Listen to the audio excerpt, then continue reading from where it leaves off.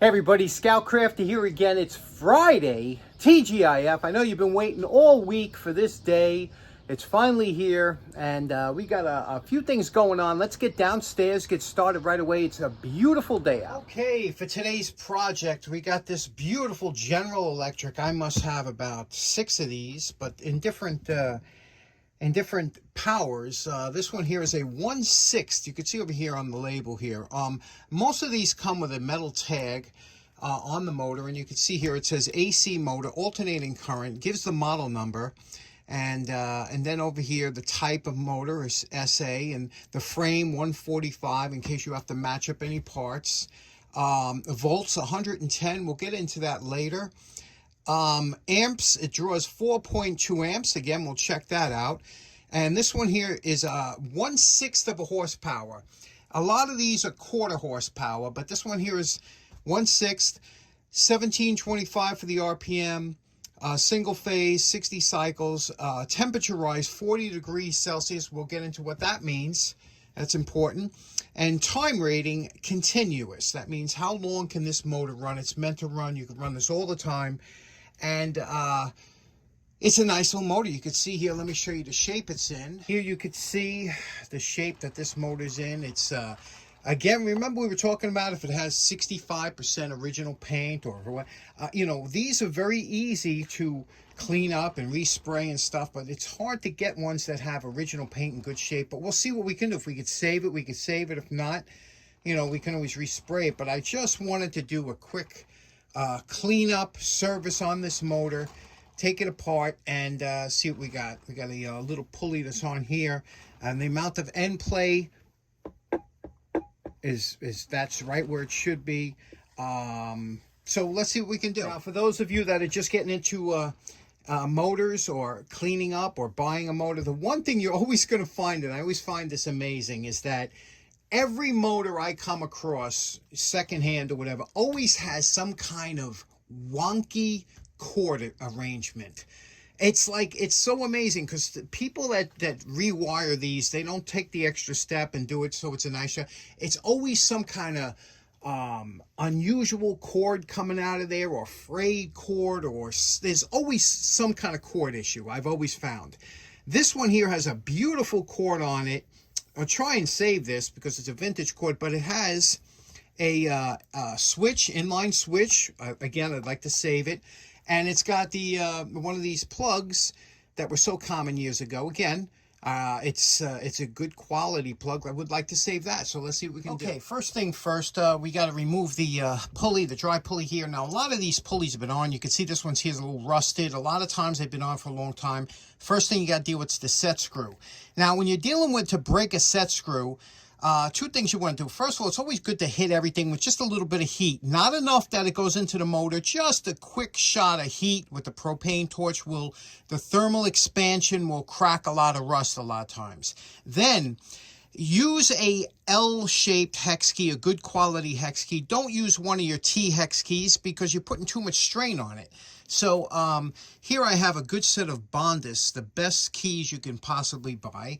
And what you got that ball end? Don't use that. That's meant for when you need to get in an angle or something. Use the straight end here. Gives you the most torque. We're going to hit it with a little heat and a little 50-50 and break it that way. Once that's broken, then we'll deal with getting this pulley off. Okay, that came out absolutely no problem. Now what we're going to do is we're going to fill that little void there with a little 50-50.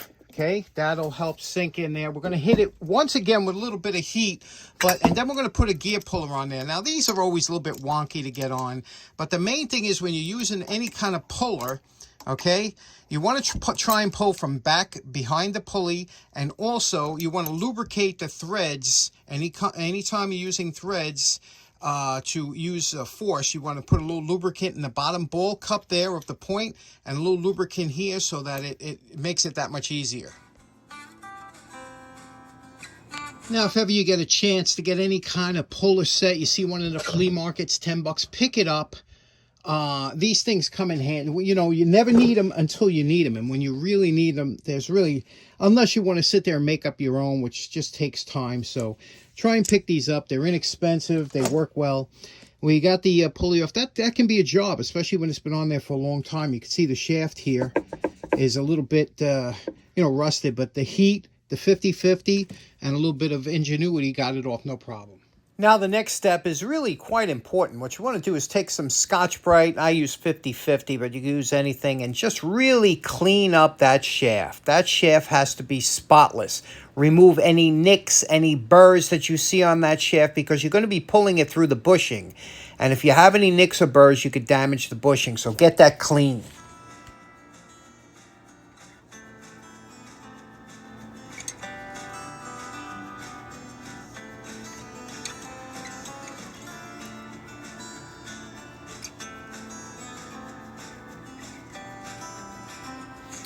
Now, what makes this motor so unusual is it's a wound rotor induction motor. Very unusual.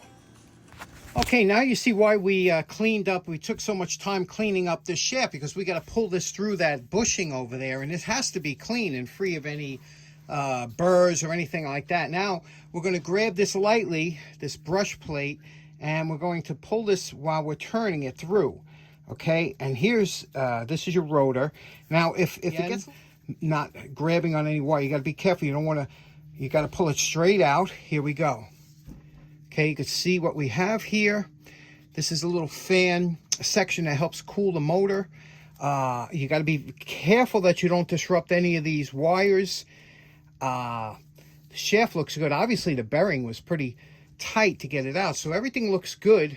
Now we just do the cleanup. Okay, now because this is a magnetic induction motor, you don't have to go crazy. It doesn't have to be spot. I see a lot of these guys put on the lathe to get all shiny stuff. It's the magnetism. You just want it clean. It doesn't have to be, you know, where it's going to make contact clean.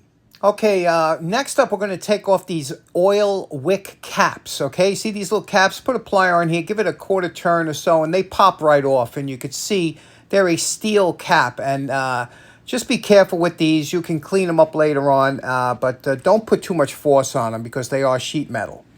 Okay, if you look, there's a little triangle piece. There's a groove around here that this triangle piece fits in, okay?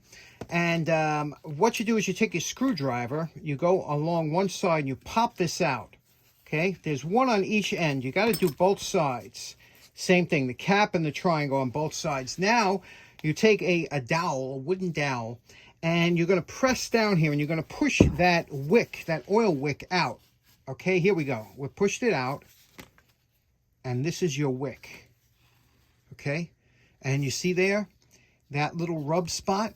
That's where it was rubbing up against the, you know, that's where it was against the bushing, and it was drawing the oil. But this is your wick. Now, you can see here, it looks like felt around a wicking material. We'll deal with this later, see what we're going to do, but that's how you get that out of there. Now we're going to clean all that out again on both sides, clean everything out. You're going to use your tools and get all this grease, and this is what I'm talking about with the grease here. Watch this. You see this here? Look at this, just here, between sawdust and grease, because there's not a lot of vent holes on this type of motor, but look at that there. Look at that, just from that one little hole. So you have to get all that dirt out of there. Now, the reason this motor is so fascinating is because in normal motors, this is the stator. You always remember stator because it stays stationary. And this is the rotor. You remember that because it rotates, okay? The rotor is usually just a piece of iron bar. And the stator is the one that has all the windings in it on most motors. This one here is opposite. This one here, the stator is just the iron bars that go through. Okay, that makes the magnetic field. When this gets energized, the rotor, and you see all the windings are on the rotor, so it's a different animal altogether. Very unusual, very cool. Another stressful part that a lot of people have is getting these tags off. To get these tags off, they have drive rivets, and I'll show you what they look like when we take them out. But I have an old wood chisel that I use specifically for, you know, projects that I don't care about mauling up the tip.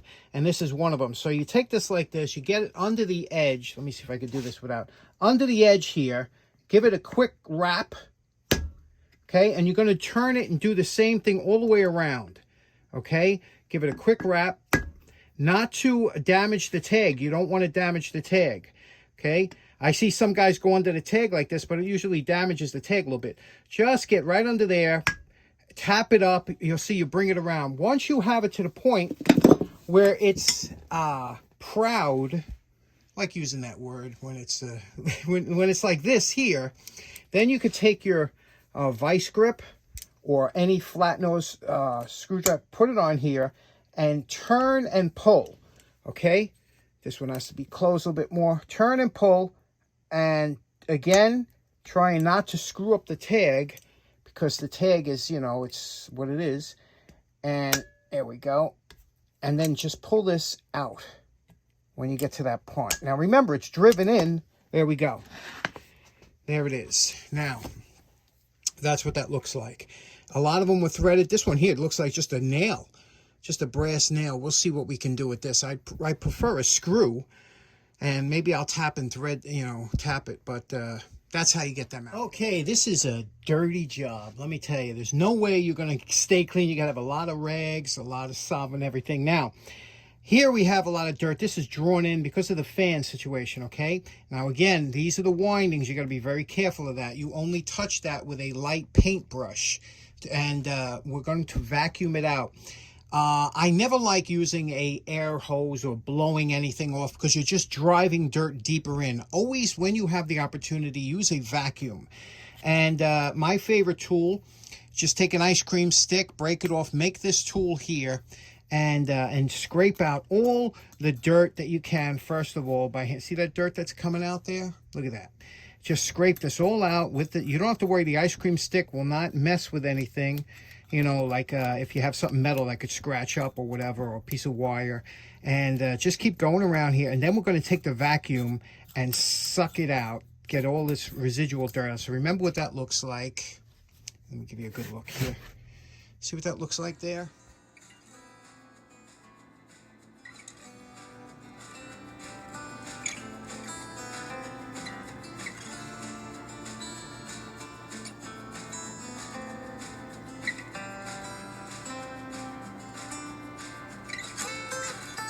Okay, here's where we're at. We took off the fan there. You could see there was 3 little bolts that held that on there. Cleaned. This is all the air ports. All the air flows through. That keeps it cool. Inspected all the windings. Now, I don't see the windings. You always got to look for like bare metal or anything. And if you do, you got to revarnish it. In this case, everything looks nice, just except for a little bit of dust. Cleaned here the commutator plate here. Okay, took all that carbon, residual carbon that was on there from the brushes.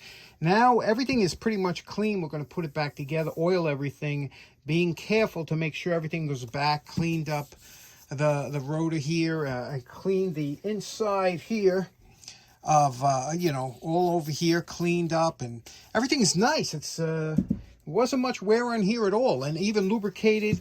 What I think is a centrifugal switch here, just all the pivot points. I don't know how this comes off. I don't even want to attempt it, but that's about it. So let's get it back together. You know what's funny? Like, we have a little deep well here where we have to get the screw started. And I have to tell you, ever since Jimmy and Lisa Campanella gave me the split screwdrivers, and you know, 357 Magdad collects these.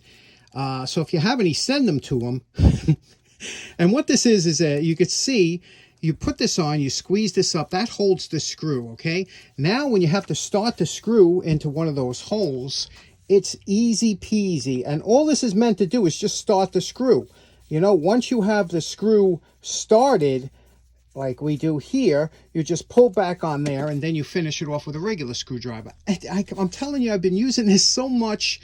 Jimmy and Lisa, thank you so much. This thing is fantastic. Now here you can see how the oil wick works for the bushing. Look at that bushing there. First of all, you see that hole there?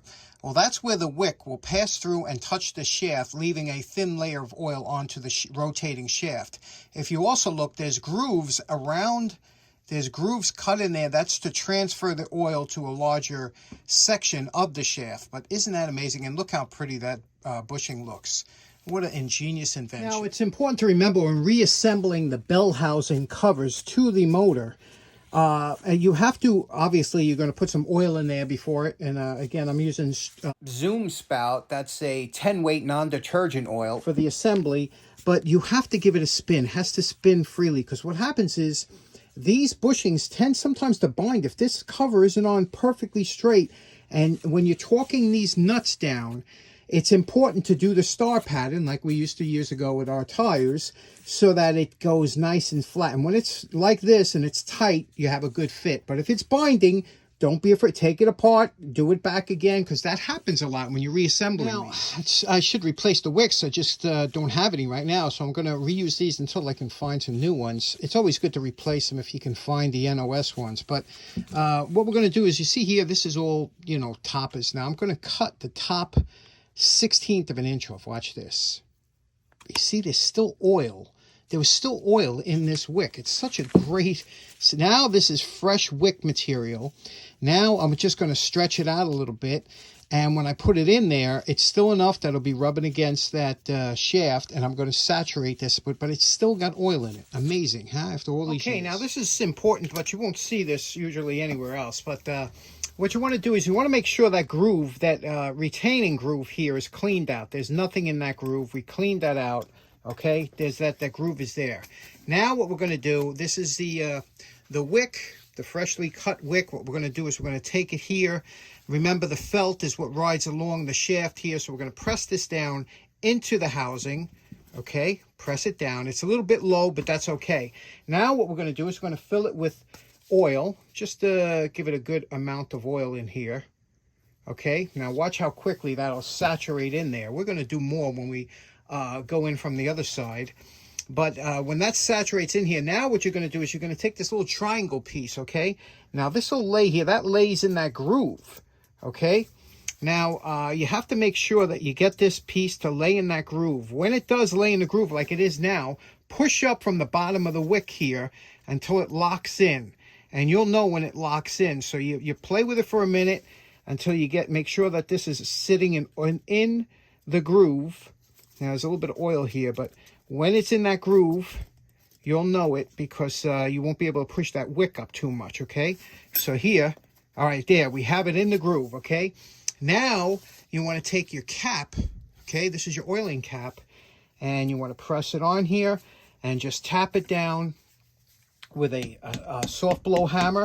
Going around, just tap it down, make sure it's level and seated correctly. Now when that's seated correctly, now that's how you would add oil to this motor every so often, but that's it. And you do the same on the other side. Okay, here is the brush holder and the cord, and we cleaned everything up. These are the brushes you would replace. You would buy these, I guess it looks like a 5/16 maybe rod, and very easy to come by brush. And this gets placed in, and you could see the brushes contact that plate that we cleaned up in there, you see? Now, power is transmitted to the motor through these brushes. Okay, before we do any work on the plug and everything else that we want to do and put the nameplate on, just let's see. I want to see if it runs, because we might have to take it apart again. So let's plug it in here, okay? We'll hit the switch, and let's cross our fingers. Wow.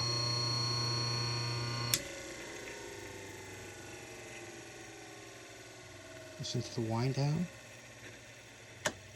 Okay, the centrifugal, you hear that? The centrifugal switch clicks off. Okay, so now we'll do the cosmetics and we'll be back. Now, you know my favorite part. Remember what this 100-plus-year-old motor looked like before we started. And we're calling this project done. Funny story, it is now 3:30 a.m. of the day I'm posting this video, Friday. And what happened was I finished early, but I did not like the results. I polished it out, I waxed it, and I was trying to keep the original paint. It just wasn't happening. There was too many chips and nicks. I'll put a picture in here of what it looked like, you know, the feet. And then I just said, you know what? I took it apart and I painted it. And I'm glad I did. You know, now I am. Look at that. It's just beautiful. It's still a little bit tacky, so I don't want to touch it. But there we have it. Look at this beautiful, and you can see what I did here. I put the tag on with some screws. I actually reversed the tag because I wanted to read this way with the shaft that way. I'll tell you why in another episode, but I did all the feed over, and the one thing I did change from here, well, look at this little Scout Crafter red in there. This brush box, the box that holds the brushes, was upside down, I believe, when I got the motor, and I put it the right way. I think this is the correct way, you know. And so there you have it. Just a beautiful motor. Let me show you what it sounds like. It might make a little bit, because it's on the Lazy Susan, you might hear a little bit of a vibration, but let's plug it in and see what it sounds like. Okay, you can see we have the Variac at 110 volts, which is what this is rated to run at. Let's plug it in. Oh, doesn't that sound beautiful? Look how smooth that is. Let's unplug it. Listen to the wind down and the centrifugal switch. Oh, just beautiful, huh? One interesting thing is I had intentions on keeping the original cord. I even rebuilt the cord. Can you see that? I rebuilt it, I fixed it all, and I put heat shrink, but then as I was going through the entire cord, look what I found. Can you see that? And I could have put heat shrink on it, but it's not worth it. When you see something like that, you're better off just cutting. So I'm going to put new cords on all, but I want short cords because that way I can store them easier. Okay, so in closing, this was another long video, but I really wanted to touch on some of those points that you don't usually see in other rebuilding videos, and I hope it helps, especially if you're new to this, which I am. And I hope you enjoy the ride, because I got a bunch more motors to do, and this one's a pretty unusual one and pretty old. Thanks so much for tuning in. Take care now. Bye-bye.